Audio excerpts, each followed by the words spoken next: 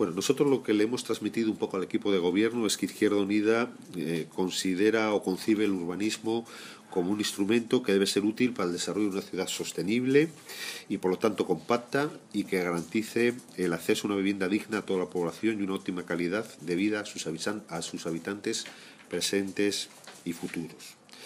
Una concepción que a nuestro entender implica que los instrumentos de ordenación urbanística deben preservar y recuperar el medio natural con un consumo de suelo y medios y recursos naturales sostenible y justificado. Y es curioso porque esta definición que hace Izquierda Unida de lo que entiende que es el urbanismo coincide en buena parte con los objetivos que dice tener el propio Plan General de Ordenación del 2015. Así, el propio plan recoge que se defiende, el propio equipo redactor y el propio gobierno municipal, los propios responsables municipales, defienden que un modelo de ciudad sostenible, compacta, productiva, preservacionista, que crece hacia adentro y evita poner suelo en el mercado en el ámbito perurbano de Gijón. Y quien lee esto, que es el objetivo del plan, y quien lee o escucha cuáles son los objetivos de Izquierda Unida, llega a la conclusión de que hay una coincidencia evidente. Pero claro, hasta ahí, la coincidencia un poco hasta ahí, en los objetivos, porque después creemos que la concreción de esos objetivos no se corresponden con la realidad, ¿no? ¿Y en qué sentido decimos que no se corresponde con la realidad? Pues lo decimos en el sentido que creemos que es todo lo contrario, que desarrolla una ciudad dispersa, en la que elimina el suelo industrial y disminuye los suelos de interés, y en la que proyecta un crecimiento en el cinturón perurbano con núcleos rurales que convierten en suelos urbanos de baja densidad. Es decir, sabéis que ahora, donde antes eran necesarios 2.000 metros para construir, ahora solo son necesarios 1.500. La disminución de la superficie mínima de edificación en la zona rural y el aumento de la superficie construible, dos modificaciones además que implican que en la zona rural se pase de 4.000 viviendas potenciales a 8.000. Y nosotros esto lo consideramos algo absolutamente desproporcionado e innecesario. Junto con eso hay que sumar las 15.300 viviendas en suelo urbano y urbanizable. Nota, ¿no? Eso da un conjunto, como podéis ver, de más de 23.000 viviendas. Creemos que esta concreción que después hace de los objetivos es apostar por un modelo de dispersión que se refuerza con el incremento de la edificación de la baja densidad en todo el concejo y que significa además encarecer los costes de todos los servicios que se prestan desde el ayuntamiento. No creemos que Gijón necesite 23.000 viviendas. Nos parece que las previsiones de crecimiento de la población para los próximos años que utilizan para justificar la necesidad de vivienda no son creíbles. Y además nos parece que no tienen en cuenta el número de viviendas ya existentes y el número de viviendas potenciales del propio Plan General de Ordenación del 2002 y los planeamientos incorporados posteriormente, ¿no? Aparte de eso, también creemos que el plan suspende en rigor técnico cuando no incumple directamente las normativas urbanísticas, autonómica y estatal, o incluso el propio pliego de condiciones particulares del contrato. Por ejemplo, creemos que el informe de sostenibilidad económica no solo no cumple la reciente. Aquí es verdad que la justificación es que es normal que no lo cumpla porque ha habido una modificación de la ley del suelo, decreto legislativo 7/2015 del 30 de octubre. Como sabéis, el equipo redactor hizo antes el plan, con lo cual tiene casi cierta justificación que haya elementos de esa reforma de la ley del suelo del decreto de octubre del 2015, pues que evidentemente no se cumplan. Alguien nos puede decir, oiga, es que no los conocíamos, ¿no? Pero que también nos preocupan. Creemos que hay ahí elementos que pueden ser incluso un riesgo de posible impugnación, ¿no?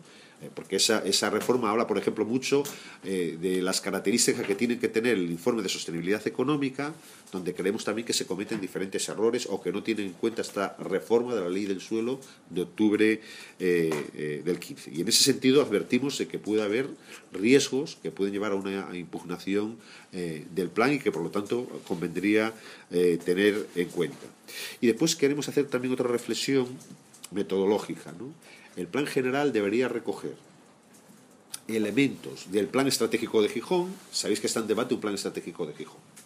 Bueno, parecería casi normal que las conclusiones de ese plan estratégico de Gijón fueran incorporadas al plan general de ordenación, por un lado, ¿no? Y después también sabéis que se va a encargar sabéis que hay un pliego de condiciones, un plan de movilidad. Claro, parece también elemental, lógico, que las conclusiones del plan de movilidad tuvieran también cabida en lo que fuera el nuevo plan general de ordenación.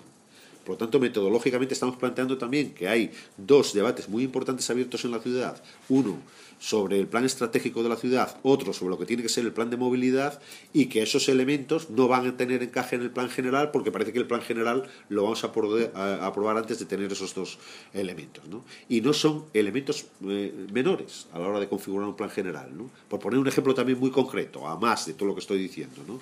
El plan general no incluye un estudio de movilidad de tráfico, que normalmente se suele incluir en los planes generales. Es más, no incluye ni el estudio que teníamos hecho del 2011. Lo normal no es que incluyera el del 2011, sino que incluyera incluso un estudio actualizado de movilidad en tráfico, ¿no? Por poner un ejemplo muy sencillo, ¿no? Creemos que todas estas cosas que he comentado, es decir, sobre todo que no responda a los objetivos que enuncia, que hace un desarrollo de vivienda de 23.500 viviendas absolutamente innecesarias en los próximos años para Gijón. Después facilitaré unos datos económicos que justifican que estas viviendas son innecesarias. Más otros errores de carácter, creemos, técnicos, hacen aconsejable probablemente lo que llamamos una revisión de la revisión.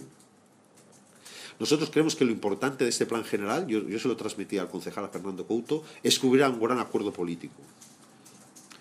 Las prisas siempre fueron malas consejeras. Yo creo que no podemos cometer los errores que cometíamos en otros planes, donde dejan una debilidad muy susceptible de ser impugnada y muy susceptible de que los jueces acepten esas impugnaciones. Yo creo que el gran desafío no es que el plan esté 6 meses antes o 6 meses después, porque yo creo que estamos hablando de 6 meses arriba o abajo. Yo creo que el gran objetivo es que el plan lo hagamos bien. Y por lo tanto creo que lo primero que debería haber es un gran acuerdo político, lo más mayoritario posible, a ser posible, de la mayoría o del conjunto de las fuerzas políticas, y después que nos pusiéramos de acuerdo, más allá de ese acuerdo político, la redundancia, en eso cómo lo hacemos, en eso cómo lo desarrollamos. O sea, no nos obsesionemos en decir que tiene que estar aprobado el 18 de febrero, si somos conscientes, y mi fuerza política lo es, de que el plan no cumple los objetivos que quiere cumplir y que el plan después tiene algunos elementos de desarrollo técnico más que cuestionables. Porque incluso, insisto, que ha habido reformas de la ley del suelo, sin ir más lejos, en octubre del 2015, hace muy poco, y que no tienen incorporados, ¿no?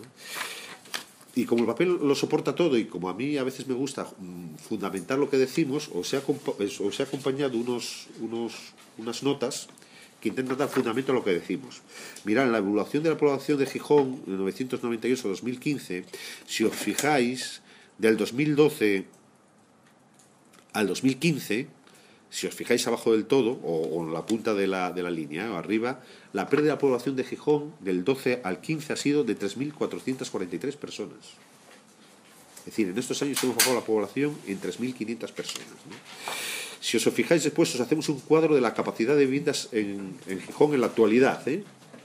Bien, el primer dato hay que explicarlo porque el total de viviendas vacías en Gijón son, en un asterisco que se abre abajo, 16.550, el 11,25%. Pero se dice que el mercado se constriñe o que siempre hay capacidad de que un 5% de esas viviendas vacías se pongan en el mercado. Con lo cual, el 5% del total de las viviendas de Gijón son aproximadamente 9.000. Es decir, hacemos una proyección de que de las viviendas vacías que hay, de esas 16.550, por una regla, si queréis, de aspecto técnico, hay 9.000 que tienen capacidad de ponerse en el mercado. Porque así lo consideran, digamos, en términos técnicos, ¿no? A eso se suman otras 6.607, que es la capacidad residencial de los planes incorporados y remitidos en las áreas de ordenanza. Es decir, ahora mismo, sin plan general, tenemos capacidad de desarrollar 6.607 viviendas. Añadimos un dato que es también muy interesante, que es que las viviendas habitadas por mayores de 75 años en 2013 son 19.196. Un dato importante. Yo la verdad es que cuando lo vi me sorprendió, porque son muchas viviendas. Es fácil suponer que esas viviendas mayores de 75 años, fácil suponer que no todas, pero que una parte pueden acabar en el mercado. en términos de alquiler, cuando los herederos heredan, o en términos de posible venta, ¿no? Las viviendas potenciales que teníamos ahora en el ámbito rural no eran 8.000, eran 4.000. Bien, eso da una capacidad de viviendas en la actualidad en Gijón de 38.803.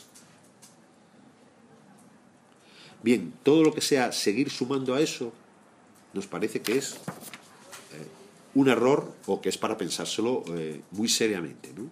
Si, sobre todo, tenéis en cuenta el otro dato que os he dado de que en 3 años hemos perdido 3.500 personas en la población de Gijón. Junto con eso, si queréis, podéis añadir los datos de pérdida de migración, de crisis económica, de desempleo. Es decir, no hay nada en Gijón, no hay ahora mismo ni presión demográfica ni económica para ir un plan que crea que en los próximos años hay que hacer 23.000 viviendas. No se ajusta a la realidad. No se sostiene con los datos que, no solo que dice Izquierda Unida. Quiero deciros una cosa, todos estos datos están sacados del propio plan, no los he inventado, ¿eh? O sea, son datos que están ahí, que son datos además con todo de fuentes oficiales y más o menos actualizados, ¿eh? No tal, ¿no? Por lo tanto, todo esto viene a corroborar o a justificar o a insistir en que estamos haciendo un plan que es más propio probablemente de otra época, de otra coyuntura económica, de otra coyuntura social, de momentos migratorios muy importantes. Lo que hacemos ahora es perder población, no solo por envejecimiento. Sabéis que tenemos la desgracia de muchísimos jóvenes que se tienen que marchar de nuestras ciudades porque no encuentran empleo. Y por lo tanto yo lo que estoy pidiendo es que hagamos un plan, oiga, sostenible, desde el punto de vista económico, desde el punto de vista medioambiental, que sea inclusivo, donde la ciudad crezca hacia adentro, donde no sea necesario ocupar espacios o la mayor parte de los espacios rurales, porque todo eso conlleva una serie de servicios que los ayuntamientos tienen que garantizar y que son sumamente caros después a la hora de mantener, ¿no? Y por lo tanto yo creo que eso se resume en sostenibilidad económica y en sostenibilidad medioambiental, que creemos que tal como está hoy diseñado el plan no se cumple. Bueno, me he acelerado mucho, he ido un poco rápido. Sé que es un tema un poco denso y duro, ¿eh? ¿Y a todo esto que le habéis comentado al punto que os ha dicho? Bueno, el equipo de gobierno dice que sigue teniendo voluntad de negociación y de seguir hablando con todos los grupos y también y por supuesto que también con el nuestro, ¿no? Yo de aquí se saca la conclusión, porque Fernando más o menos me la preguntaba, como broma os diré, que me decía, bueno, cuidado a ver cómo lo dices, joder. Bueno, para dejarlo en términos, digamos, de que estamos negociando, que tal y como está redactado no estamos en condiciones de votar favorablemente, que queda de una forma mucho más amable que decir otra cosa, que podéis interpretar. El tema de la fecha, porque poco insiste mucho en el tema de que se... Del 18. Es verdad que ahí tenemos un pequeño debate con ellos. ¿Pero el pleno es el 19?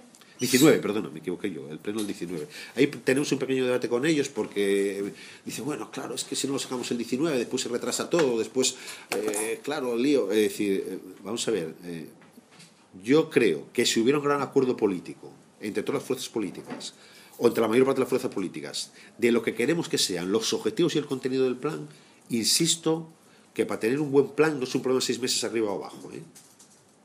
Si hubiera el acuerdo político, digo, oye, es que no vamos a estar aquí entreteniéndonos 6 meses para después entretenernos otros 6 más. No, los principales elementos del plan los acordamos. Después hay que ver si eso se puede concretar antes del pleno del 19 o no. Y si no se pudiera concretar, oiga, no hagamos un drama. Si hay que revisar algunos objetivos o hay que hacer algunas mejoras técnicas que obligan a revisar el plan y a, entre comillas, no quiero usar la palabra perder, prolongar 6 meses la tramitación, pues prolonguémosla, porque yo creo que el gran objetivo es el acuerdo político y que el plan sea un plan bien hecho y sostenible desde el punto de vista del apartado, desde el punto de vista del apartado técnico, ¿no? Yo creo que ese es el objetivo, ¿no?